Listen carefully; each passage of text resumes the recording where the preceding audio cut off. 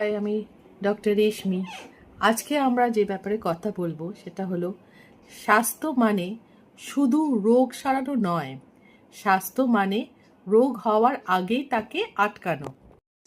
নমস্কার সবাই। আজ আমরা কথা বলবো সামগ্রিক সুস্থতা বা হলিস্টিক ওয়েলনেস এবং প্রতিরোধমূলক যত্ন বা প্রিভেন্টিভ কেয়ার নিয়ে। আমাদের বেশিরভাগ মানুষই ডাক্তার দেখায় তখনই যখন আমাদের শরীরে সমস্যা হয়, কিন্তু সত্যিকারের সুস্থতা শুরু হয় রোগ হওয়ার অনেক আগে। সামগ্রিক সুস্থতা বলতে আমরা কি বোঝাই? সামগ্রিক সুস্থতা মানে হলো শুধু শরীর নয়, মন, আবেগ আর দৈনন্দিন অভ্যাস সব কিছু যত্ন নেওয়া আমাদের উচিত।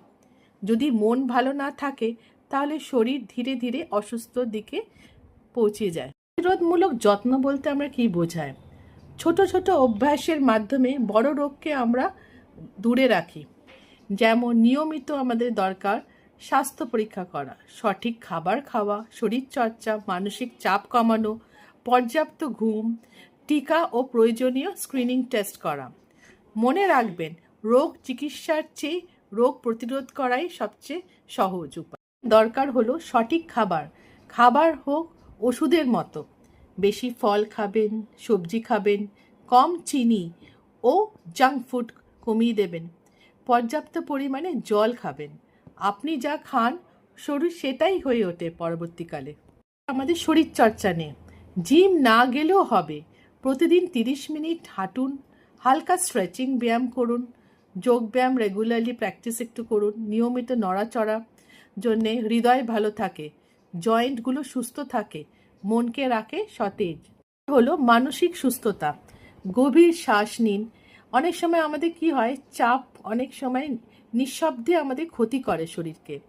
তার জন্য মোবাইল স্ক্রিন থেকে নিজেকে বিরতি হন, নিজে কথা ভাগ করে নিন নিজেদের বন্ধুদের সাথে। প্রতিদিন 7 ঘন্টা অন্তত ঘুমান।